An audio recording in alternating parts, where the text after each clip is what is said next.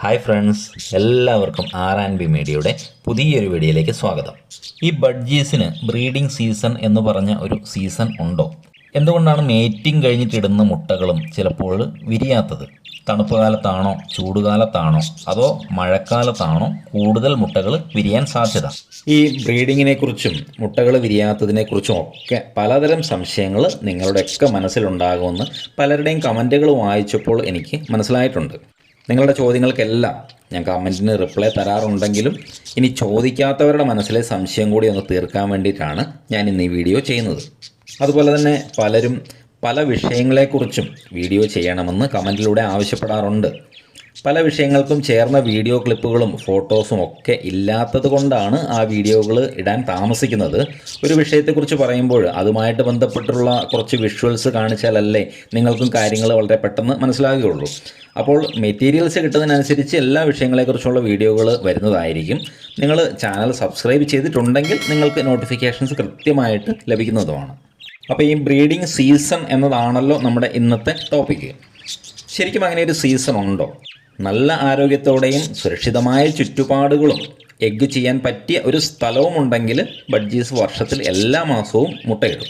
എന്നാൽ എത്ര മുട്ടയിടുന്നു, അതിൽ എത്ര മുട്ടകൾ വിരിയുന്നു, വിരിഞ്ഞതിൽ എത്ര കുഞ്ഞുങ്ങൾ നെസ്റ്റ് ഔട്ട് ആകുന്നു എന്ന കാര്യങ്ങളൊക്കെ ചില മാസങ്ങളിലെ കാലാവസ്ഥയായിട്ട് ബന്ധപ്പെട്ടിരിക്കുന്നു.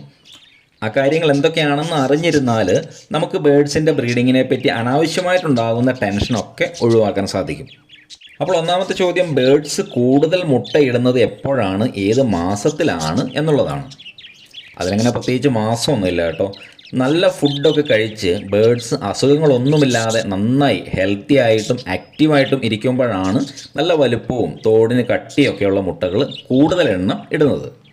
ഇങ്ങനെ നല്ല ഹെൽത്തി ആയിട്ടുള്ള എഗ്സ് ഇടാൻ വേണ്ടിയിട്ട് നമ്മൾ ഇവർക്ക് കൊടുക്കേണ്ട ഫുഡ്, കാൽസ്യം, മിനറൽ സപ്ലിമെൻറ്റ്സ്, പിന്നെ മെഡിസിൻസ്, ടോണിക്സ് എന്നിവയെക്കുറിച്ചൊക്കെ ഒരു വീഡിയോ ഞാൻ ഇതിനു മുൻപ് ചെയ്തിട്ടുണ്ട്. നിങ്ങളിൽ മിക്കവരും ആ വീഡിയോ കണ്ടിട്ടുണ്ടായിരിക്കും. കാണാത്തവർ ഒന്ന് പോയി കാണുന്നത് നല്ലതാണ്. രണ്ടാമത്തെ കാര്യം, കൂടുതൽ മുട്ടകൾ വിരിയുന്നത് എപ്പോഴാണ് എന്നുള്ളതാണ്. മുട്ടകൾ വിരിയാൻ വേണ്ടി രണ്ട് കാര്യങ്ങൾ ഉറപ്പായിട്ടും വേണം. ഒന്ന്, മുട്ടകൾ ഫെർട്ടിലൈസ്ഡ് ആയിരിക്കണം, അതായത് പെയറായിട്ട് മേറ്റിംഗ് പ്രോപ്പറായി നടന്നതിന് ശേഷം ഇടുന്ന മുട്ടകളായിരിക്കണം. രണ്ടാമത്തെ കാര്യം, മുട്ടകൾ വിരിയാൻ ആവശ്യമായ ടെമ്പറേച്ചർ, അതായത് ഒരു 36 ഡിഗ്രി സെൽഷ്യസിനും 37 ഡിഗ്രി സെൽഷ്യസിനും ഇടയിലുള്ള ടെമ്പറേച്ചറാണ് പ്രോപ്പർ ഐഡിയൽ ടെമ്പറേച്ചർ എന്ന് പറയുന്നത്. ഇത് കറക്റ്റായിട്ട് മെയിൻറ്റെയിൻ ചെയ്യപ്പെടുന്ന രീതിയിൽ ഫീമെയിൽ അടയിരിക്കണം, എന്നാൽ മാത്രമേ ആ മുട്ട വിരിയുള്ളൂ. ഇങ്ങനെ ആ ഫീമെയിൽ കറക്റ്റായിട്ട് അടയിരുന്നില്ലെങ്കിൽ മുട്ടയ്ക്കുള്ളിൽ ചിക്സിൻ്റെ വളർച്ച പൂർണ്ണമാവുകയില്ല. അത് ചിലപ്പോൾ പകുതി വളർന്ന ശേഷം മുട്ടയ്ക്കുള്ളിൽ തന്നെ ഇരുന്ന് ചത്തുപോകാൻ സാധ്യതയുണ്ട്. ഇവിടെയാണ് കാലാവസ്ഥയുടെ സ്വാധീനം ഉള്ളത്. നമ്മൾ വേനൽക്കാലത്ത്, അതായത് ഒരു മാർച്ച് പകുതി മുതൽ മെയ് അവസാനം വരെ നമ്മുടെ മധ്യവേനൽ അവധിയൊക്കെ ഉണ്ടല്ലോ, സ്കൂളുകളൊക്കെ അടയ്ക്കുന്ന സമയം, ആ സമയത്ത് മുട്ടകൾ വിരിയാനുള്ള സാധ്യത വളരെ കുറവാണ്. കാരണം ചൂട് കൂടുതലാണ് എന്നുള്ളത് തന്നെയാണ്. ഈ ചൂട് കൂടിയാൽ മുട്ട വിരിയാതിരിക്കുന്നത് എങ്ങനെയാണ് എന്ന് ഞാൻ പറയാം. ഒന്നാമതായിട്ട് ബഡ്ജീസിൻ്റെ മുട്ട വിരിയാനുള്ള കറക്റ്റ് ടെമ്പറേച്ചർ 36.8 ഡിഗ്രി സെൽഷ്യസ് ആണ്. അതിൻ്റെ കൂടെ ഒരു 65% ഹ്യൂമിഡിറ്റി, അതായത് അന്തരീക്ഷത്തിൽ ഈർപ്പവും കൂടി വേണം. ഈ ഇൻക്യുബേറ്ററൊക്കെ സെറ്റ് ചെയ്യുമ്പോൾ, മുട്ട വിരിയാൻ വെക്കുമ്പോൾ അതിൻ്റെ ഉള്ളിൽ നമ്മൾ ടെമ്പറേച്ചർ സെറ്റ് ചെയ്തതിന് ശേഷം ഒരു ഗ്ലാസ്സിലോ മറ്റോ കുറച്ച് വെള്ളവും കൂടി വെക്കുന്നത് നിങ്ങൾ കണ്ടിട്ടുണ്ടാവും യൂട്യൂബ് വീഡിയോസിലൊക്കെ. ഇത് ചെയ്യുന്നത് ഹ്യൂമിഡിറ്റി കിട്ടാൻ വേണ്ടിയിട്ടാണ്. എന്നാൽ ഇന്ത്യയിൽ പല സ്ഥലങ്ങളിലും, നിങ്ങൾക്കറിയാം, ഇപ്പോൾ കേരളത്തിലും പല സ്ഥലങ്ങളിലും സമ്മർ ടൈമിൽ ടെമ്പറേച്ചർ വളരെ കൂടുതലാണ്. കേരളത്തിൽ കോട്ടയത്തും ആലപ്പുഴയിലൊക്കെയാണ് കൂടുതൽ ടെമ്പറേച്ചർ റെക്കോർഡ് ചെയ്യപ്പെട്ടിട്ടുള്ളത്. അത് 38.4 ഡിഗ്രി സെൽഷ്യസ് ആയിരുന്നു 2021.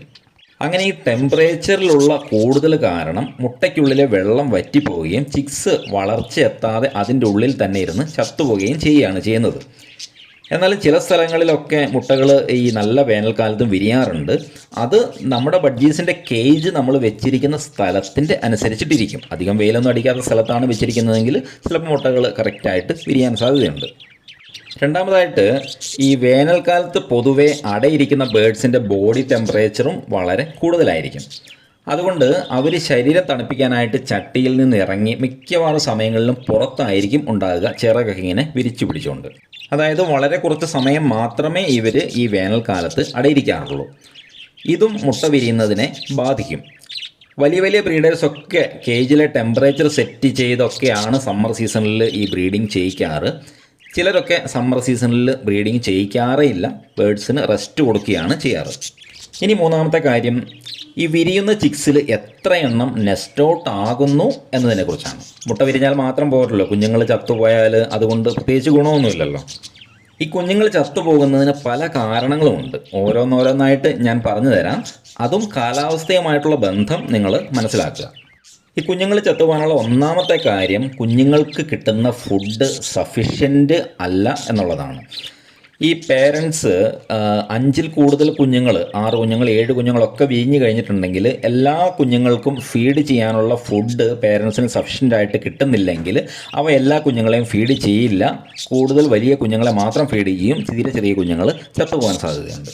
രണ്ടാമതായിട്ട്, മഴക്കാലത്തും തണുപ്പ് കാലത്തും ഒക്കെ നമ്മൾ ജലാംശം കൂടുതലുള്ള ഫുഡാണ് പേരൻസിന് കൊടുക്കുന്നത് എങ്കിൽ ചിക്സിൻ്റെ മോഷൻ ലൂസായി പോകാറുണ്ട്. അത് ഈ ചട്ടിക്കുള്ളിലൊക്കെ നനഞ്ഞ് കുഴഞ്ഞ് കിടന്നിട്ട് ആ വേസ്റ്റിൻ്റെ ഉള്ളിൽ കിടക്കുന്ന കുഞ്ഞുങ്ങൾ, പ്രത്യേകിച്ചും തീരെ ചെറിയ കുഞ്ഞുങ്ങൾ, തണുത്ത് മരച്ച് ചത്തുപോകാൻ സാധ്യതയുണ്ട്. ഇപ്പം ഇങ്ങനെയുള്ള പോട്ട് ഡെയിലി എടുത്ത് ക്ലീൻ ചെയ്യാനൊന്നും നമുക്ക് സമയക്കുറവ് കാരണം ചിലപ്പോൾ പറ്റിയെന്ന് വരില്ലല്ലോ. അപ്പോൾ അങ്ങനെയാണ് കുഞ്ഞുങ്ങളിൽ തീരെ ചെറിയ കുഞ്ഞുങ്ങൾ ചത്തുപോകുന്നത്.